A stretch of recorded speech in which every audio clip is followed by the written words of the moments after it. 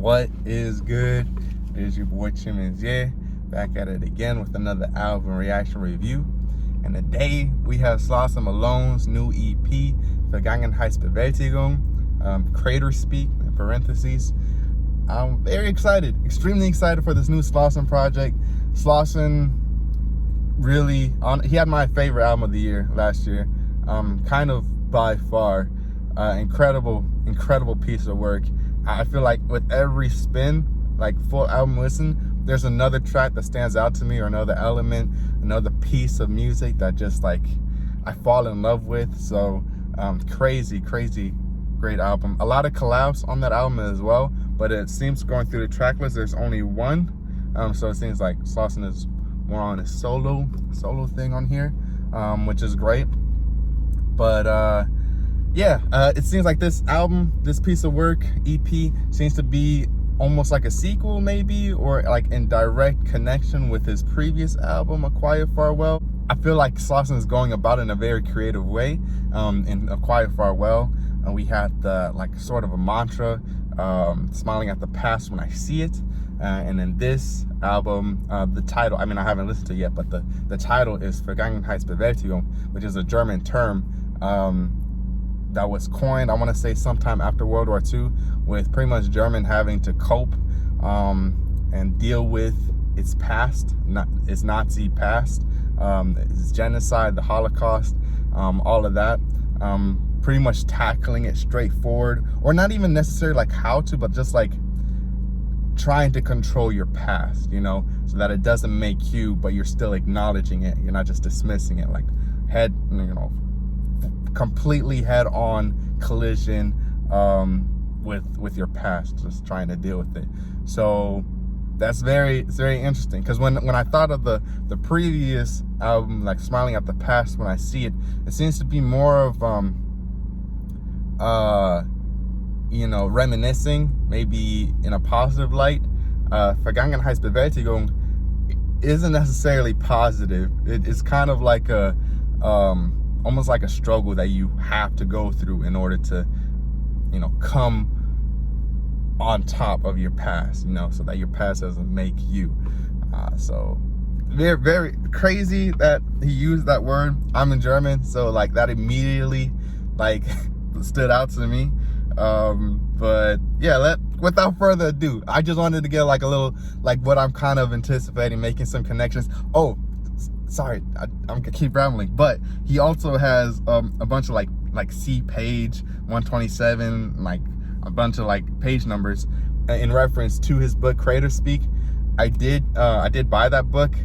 I'm gonna be honest, I haven't read through all of it yet. I will, especially I'm gonna listen to it in the car, just listening through it, but afterwards I'm gonna listen to it again, obviously, but also have the book beside me and like actually turn to each page and like maybe see some connections. But for now, just the album. Without further ado, first song is Simile, number 7. Dropped this as a single, so I've already heard it. Very emotional, but let's go. I need some help. Where I go. No more drama. No more drama. So yeah, like I said, I've already listened to it, but just a couple comments. Very emotional. The intro to A Quiet Farwell, it was more like you were being thrown into this portal, like of like distortion and glitchiness. And there's some glitchy elements on this as well, but this is more somber, way more somber. And just, yeah, like honestly kind of like sad. It provokes a lot of emotion, and like very vulnerable in my opinion. Just the lyrics, the delivery in it sounds very tired, and also the instrumental, the piano. But great song. But let's go. Next song is Smile, number 6.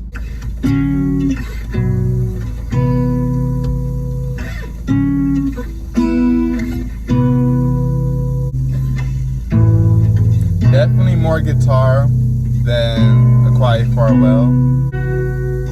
Wow, this has a second song, but I don't remember a specific guitar segment in A Quiet Farwell, but this is beautiful. Okay, I was hearing some scattered. I'm scared. Again, very vulnerable, kind of sad.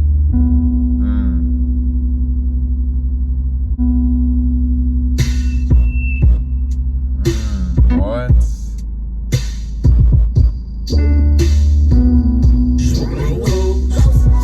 Left till I choke, dagger and coat, stabbed in my throat, murder they wrote, stuck, feeling my bones, look at my teeth, double down J, sick of my seat, need me Vaseline, eyes got a leak, lungs on my feet, I cannot breathe, no beef, lower esteem, all on my knees, praying for weeks, but he never speaks, so great must speak, greater must great my tongue. The lyrics seem to be, you know, symbolizing or kind of conveying a lot of despair, praying for weeks, all on his knees, but he didn't speak, and so now Crater might speak. That might take some deciphering, but yeah, bro, that flow right there reminds me kind of low-key of Frank Ocean, not gonna lie.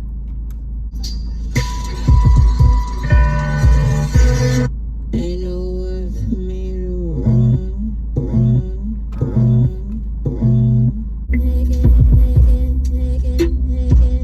Bro, how does Slauson do it? It's like eerily beautiful. Fire. I like the way that the guitars, where it was just a solo kind of acoustic guitar, and then there seems to be like a break in the middle, and then like the guitar, and I want to say maybe like, you know, like some keys also implemented there, and then the drums coming in, crazy drums, and this flow on there, it's fire. And with the lyrics, very vulnerable. Like I said, it seemed very kind of just like evoking a lot of despair. Great, yeah. And then again in the end, he was repeating, "I'm scared" again. So next song is Smile, number 5. They say these cards down, but life ain't a game, and I show ain't a spade. I'm dumb and dumber, I remember near death in a Rover. I remember when she got sober, then cops say more than October. I remember near death in a Rover.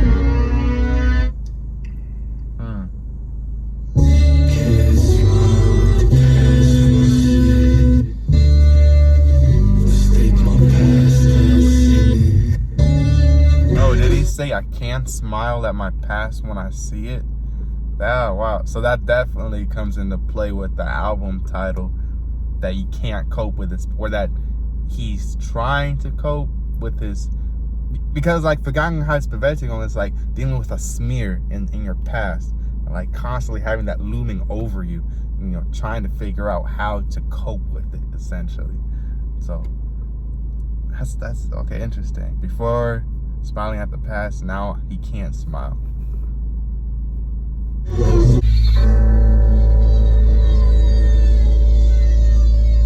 Gas what I smoke, nigga. Is that Mike? Gas. Interesting. Yeah, a lot of anxiety. This sounds very anxious. And he seems to be thinking about past memories, maybe a near-death car crash that he said.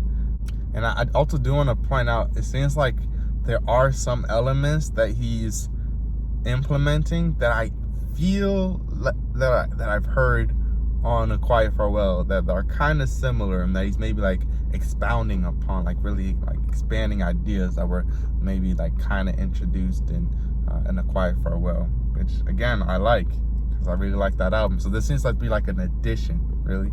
So cool. Next song is 360-degree pole shift hypothesis, which I could have sworn is that was the name of the track on A Quiet Farwell. No. Okay. So on A Quiet Farwell, it was 180 degree, and this one is 360 degree.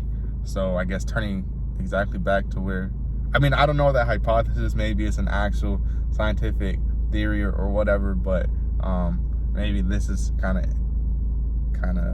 implement or suggesting that he's right back to where he is, or that like he instead of doing 180, he's right back where he started. All right, next song is My Feet's Tired, and on A Quiet Farwell it was My Feet's Hurt. I was on the roof and Oh, what? can't play truth and saw myself running. Now I ain't running. Came a long way. Still see it. Oh my God! Wow. Waves come out, shut up. Look for they ain't trust us. Bro, what? No real just us or without us. Make a new dance about us, then drown us. Make the break go away, Celebrate song. Just time borrowed. It's just time borrowed. Magic light without this mama promise. This is what they taught us. Oh my God, that's so beautiful.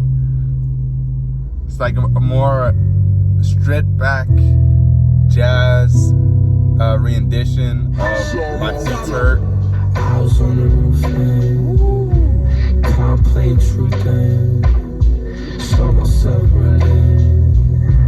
I ain't running. I'm back, block gun. No way to run. That is fire. That is fire. House on the roof and can't play truth and saw myself running. Definitely more than just a remix. Now I run it. It's like another version. Next song is I'm Tired.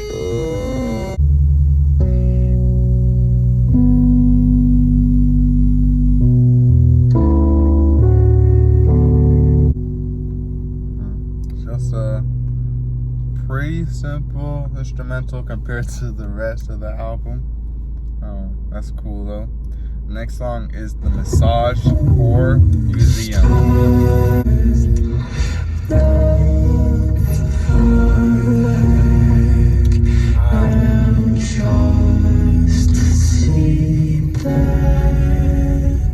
It is, I'm not even gonna lie, I cannot like understand what he's saying like at all.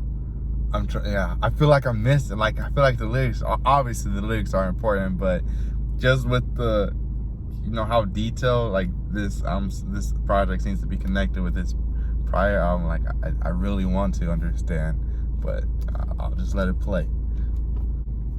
All right, the next song is The Message 3, Blood. I feel like his whole aura is so cryptic, like his whole thing, like everything that he produces is so cryptic. No matter how hard you try, you can't stop me now.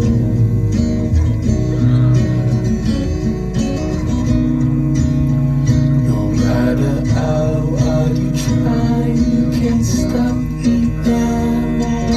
Stop me now.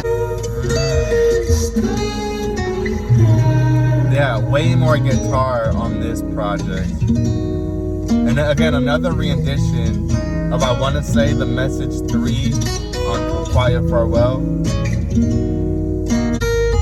Or I'm sorry, The Message 1. Full sense of pride in my skin, in my flesh, in my bones. Crazy.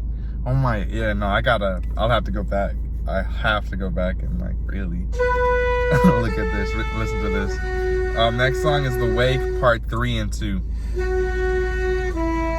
One of my favorites off of A Quiet Farwell. I feel like these renditions sound so much more sorrowful than the last one.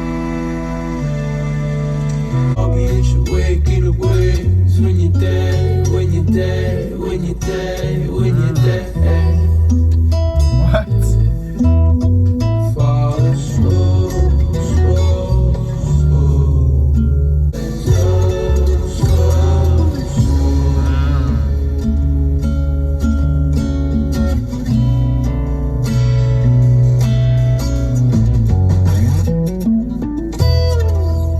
This is crazy.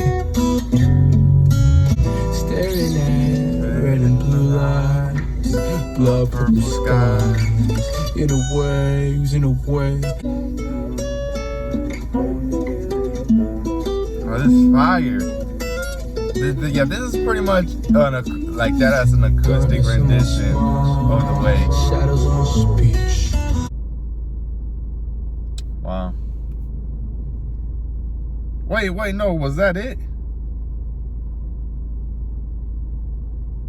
Bro, I didn't realize that was the last song. Oh, damn. Well, that 24 minutes, bro, that felt like so short. Wow, okay. All right, well, that concludes Slauson Malone's Vergangenheitsbewältigung, Crater Speak, and first thoughts, initial conclusions. Yeah, this is definitely a straight up, I don't know exactly what to call it, if it's like a sequel to A Quiet Farwell, if it's like another version of it. I'd say I'm leaning more towards the idea of it being another version, a second version. Maybe half of these songs were like acoustic renditions of the songs that we've already heard before on A Quiet Farwell. Not to say that it's not creative, very creative. I think I was most impressed with the My Feet's Tired. It sounded like 100% like just a jazz song, like a jazz session. I really enjoyed that. I did enjoy there were some new lyrics that were thrown on here and some new songs as well. Enjoyed that as well. I really liked the guitars that were used in there as well. A lot of acoustic guitars implemented throughout the songs. And yeah, I do, there were some times where I couldn't understand the lyrics, but that was the case in A Quiet Farwell as well. It just took maybe a couple more listens to sort of, maybe kind of decipher the lyrics. Not even decipher, but actually hear them, actually understand what he's saying. So I'll be trying to do that in my spare time. But yeah, a great addition to his catalog for sure. I think I won't say, I think for now I probably definitely do gravitate more towards A Quiet Farwell, just because I feel like, you know, a lot of these songs are just but are acoustic renditions of those songs. So, but again, I feel like there's a lot to decipher now with this album, coupled with A Quiet Farwell, coupled with his book, because he also did rename a lot of the song titles on A Quiet Farwell. So definitely now have to go back and read the book, go to page, and really see what Slauson is trying to say. He's extremely cryptic. Not that it's frustrating, but I don't know. I like it. I like having to put into effort into understanding what an artist is trying to convey and trying to express to the world. But yeah, thank y'all for watching. I'll be leaving a written review down in the description below. Feel free to peep that out. I'll have a bit more, some more detailed thoughts after I sit with this album for a couple more days. Give it a bit more time to really set in. But it's been your boy Chimney. Thank y'all for watching. Peace.